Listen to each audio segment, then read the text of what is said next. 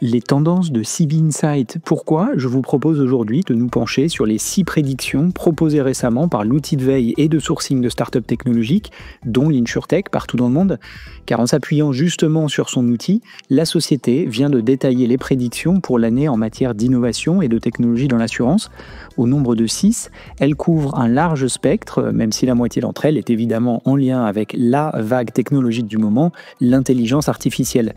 Cette publication est l'occasion pour moi de rebondir sur certaines de ces prédictions pour partager quelques commentaires et vues pour faire le lien avec ce que nous percevons et anticipons plus particulièrement dans l'écosystème InsurTech européen.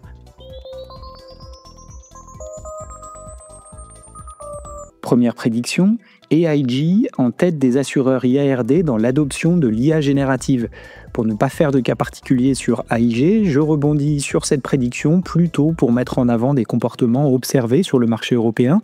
D'ailleurs, ces comportements ne sont pas spécifiques à la vague d'IA et ont plutôt à voir avec les processus d'innovation chez les grands groupes.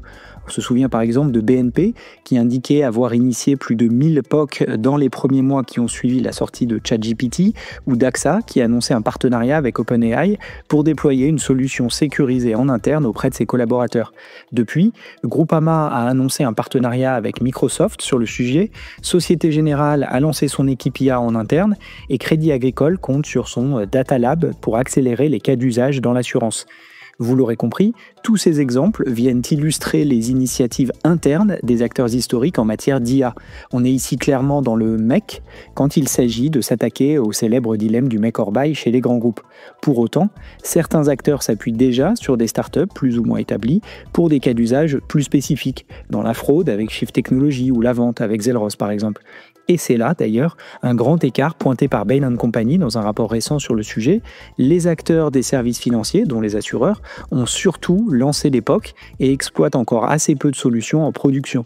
Derrière les annonces, on gardera donc un œil curieux sur les cas d'usage qui sont effectivement lancés à l'échelle, d'autant plus que le nombre d'insurtech se déclarant de l'IA dans l'assurance se multiplie sur le terrain, pas toujours avec un cas d'usage très clair au premier abord, parfois encore en construction justement, laissant la porte ouverte à de la co-construction avec ses premiers clients assureurs.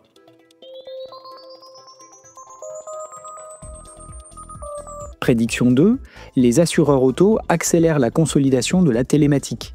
Il s'agit là d'un sujet régulier en matière d'assurance auto, consistant à s'interroger sur la manière dont les données générées par les véhicules elles-mêmes, collectées via des boîtiers externes ou de plus en plus grâce aux smartphones, pourraient être judicieusement utilisées par les assureurs pour mieux appréhender le risque de tel ou tel conducteur. Cela pourrait également être utile pour de la prévention.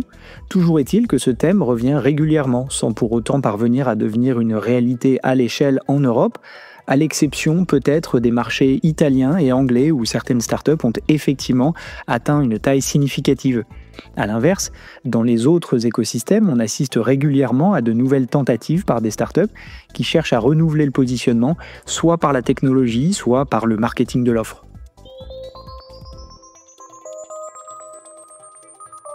Prédiction 3, les avancées en prédiction météo par IA réduisent les pertes liées aux catastrophes naturelles. Vous l'aurez reconnu si vous suivez régulièrement ce podcast, cette prédiction fait directement écho à l'un des thèmes que nous suivons particulièrement depuis plusieurs mois, les risques émergents, ou nouveaux risques, c'est selon. Sur ces différents risques, en apparence très différents, notre thèse est identique.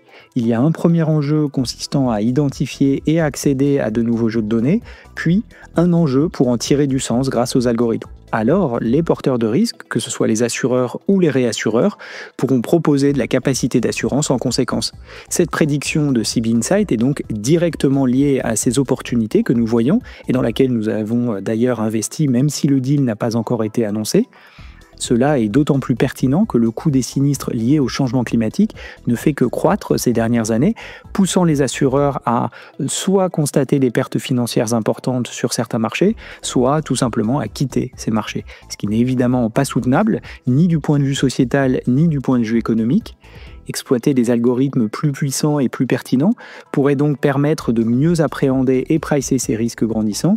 N'oublions pas non plus l'enjeu de la prévention, qui sera sûrement un aspect fondamental de la résilience face aux nouveaux risques, à voir si les assureurs s'en emparent ou si ces initiatives sont prises à bras-le-corps par des acteurs adjacents.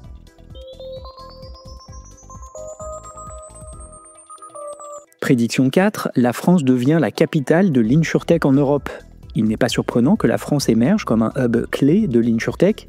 D'abord, le pays abrite un acteur mondial majeur du secteur, AXA. C'est en France que le modèle des mutualistes a vu le jour.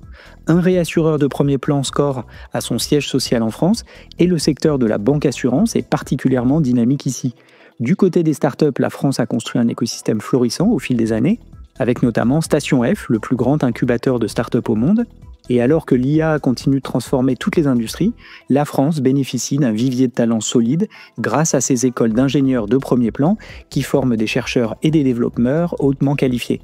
Avec ces atouts, la France est donc bien positionnée pour impulser la prochaine vague d'innovation en assurance. D'ailleurs, 2 des 8 licornes InsurTech sont françaises et le pays a été particulièrement actif en termes d'investissement en seed, c'est-à-dire dans les jeunes pousses, ces dernières années, ce qui permet d'imaginer ici la prochaine génération de leaders de l'InsurTech. Prédiction 5, les tests d'âge biologique deviennent un facteur différenciant pour les InsurTech Vie, Life, de nouvelle génération. Notons tout d'abord que le secteur Life, en anglais dans le texte, est l'un des moins adressés par les InsurTech en Europe. C'est probablement la dernière vague, après l'IARD, la santé et les TPE-PME, et la moins importante en nombre de startups. Peut-être parce qu'il s'agit de la plus complexe, ou parce que ces produits peuvent être très différents d'un marché à l'autre, ou tout simplement car ils ne sont pas obligatoires. Il n'empêche, cette prédiction s'intéresse clairement à la partie souscription de la chaîne de valeur, se penchant sur la manière dont la technologie pourrait bénéficier à la compréhension du risque, à sa modélisation et à son meilleur prix.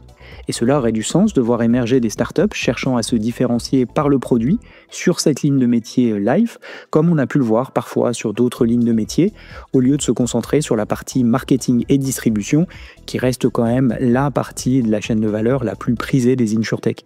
Et clairement, sur ce sujet, comme sur celui des risques émergents d'ailleurs, il nous semble plus d'actualité que jamais. Il s'agit là des Tech-Enabled NGA, les startups qui utilisent la technologie, la donnée, au service de la compréhension plus fine d'un risque spécifique. Prédiction 6, Salesforce stimule l'adoption des agents IA dans l'assurance. Au-delà de Salesforce même, je trouve cette prédiction très intéressante car elle fait écho à 2 sujets chauds en matière d'innovation dans l'assurance. L'intelligence artificielle, évidemment, et la manière qu'a le secteur de l'assurance d'opposer technologie et humain, ce qui n'est d'ailleurs pas spécifique à l'IA. Toujours est-il que la notion d'IA agentique est partout et interroge sur la manière de découper des tâches complexes en plus petites initiatives qui pourraient être traitées par des IA connectées entre elles. On se rapproche ici, il me semble, d'automatisation. On parle de RPA dans le secteur bancaire, d'automatisation poussée à l'extrême grâce aux solutions d'IA générative.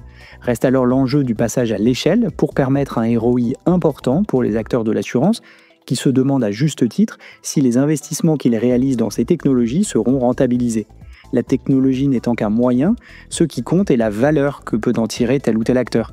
De ce point de vue-là, l'intégration dans des outils déjà déployés à l'échelle, tel Salesforce, pour revenir sur la prédiction de CB Insight, pourrait tout à fait favoriser un tel passage à l'échelle. Notons aussi que les startups d'IA dans l'assurance vont devoir affiner leur positionnement et leur proposition de valeur sur une partie spécifique de la chaîne de valeur ou une ligne de métier pour permettre aux acteurs historiques de se projeter du point de vue ROI justement.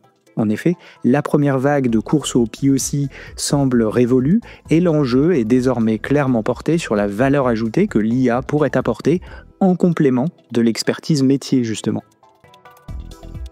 Pour aller plus loin et faire écho à la prédiction numéro 2 sur le sujet de la télématique dans l'assurance auto, je vous propose de réécouter un épisode du podcast que j'avais consacré aux données des véhicules connectés, m'interrogeant alors sur l'opportunité ou la menace qu'elles constituaient pour l'assurance. À bientôt!